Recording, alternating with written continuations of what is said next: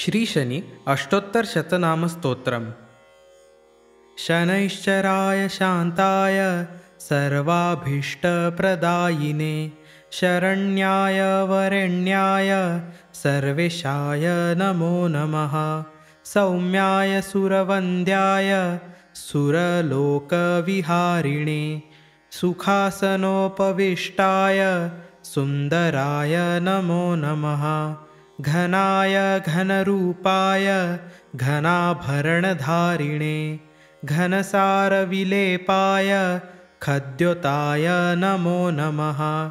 मन्दाय मन्दचेष्टाय महनीयगुणात्मने मर्त्यपावनपादाय महेशाय नमो नमः। छायापुत्राय शर्वाय शरतूणीरधारिणे चरस्थिरस्वभावाय चञ्चलाय नमो नमः। नीलवर्णाय नित्याय नीलाञ्जननिभाय च नीलाम्बरविभूषाय निश्चलाय नमो नमः। वेद्याय विधिरूपाय विरोधाधारभूमये भेदास्पदस्वभावाय वज्रदेहाय ते नमः। वैराग्यदाय वीराय वीतरोगभयाय च विपत्परम्परेशाय विश्ववन्द्याय ते नमः। गृध्नवाहाय गूढाय कूर्माङ्गाय कुरूपिणे कुस्तिताय गुणाढ्याय गोचराय नमो नमः। अविद्यामूलनाशाय विद्यास्वरूपिणे आयुष्यकारणायापदुद्धृत्रे च नमो नमः। विष्णुभक्ताय वशीने विविधागमवेदिने विधिस्तुत्याय वन्द्याय विरूपाक्षाय ते नमः। वरिष्ठाय गरिष्ठाय वज्रांकुशधराय च वरदाभयहस्ताय वामनाय नमो नमः।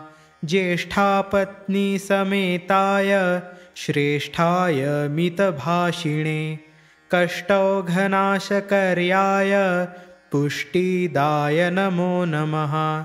स्तुत्याय स्तोत्रगम्याय भक्तिवश्याय भानवे भानुपुत्राय भव्याय पावनाय नमो नमः। धनुर्मण्डलसंस्थाय धनदाय धनुष्मते तनुप्रकाशदेहाय तामसाय नमो नमः। अशेषजनवन्द्याय विशेषफलदायिने वशीकृतजनेशाय पशूनां पत्तये नमः। खेचराय खगेशाय घननीलाम्बराय च काठिन्यमानसासार्य गणस्तुत्याय ते नमः। नीलच्छत्राय नित्याय निर्गुणाय गुणात्मने निरामयाय निन्द्याय वन्दनीयाय ते नमः। धीराय दिव्यदेहाय दीनार्तिहरणाय च दैन्यनाशकरायार्य जनगण्याय ते नमः। क्रूराय क्रूरचेष्टाय कामक्रोधकराय च कळत्रपुत्रशत्रुत्वकारणाय नमो नमः। परिपोषितभक्ताय परभीतिहराय च भक्तसङ्घमनोभीष्टफलदाय नमो नमः। इत्थं शनैश्चरायेदं नाम्नामष्टोत्तरं शतं प्रत्यहं प्रजपन्मर्त्यो दीर्घमायुरवाप्नुयात्। इति श्रीशनि अष्टोत्तरशतनामस्तोत्रं सम्पूर्णम्।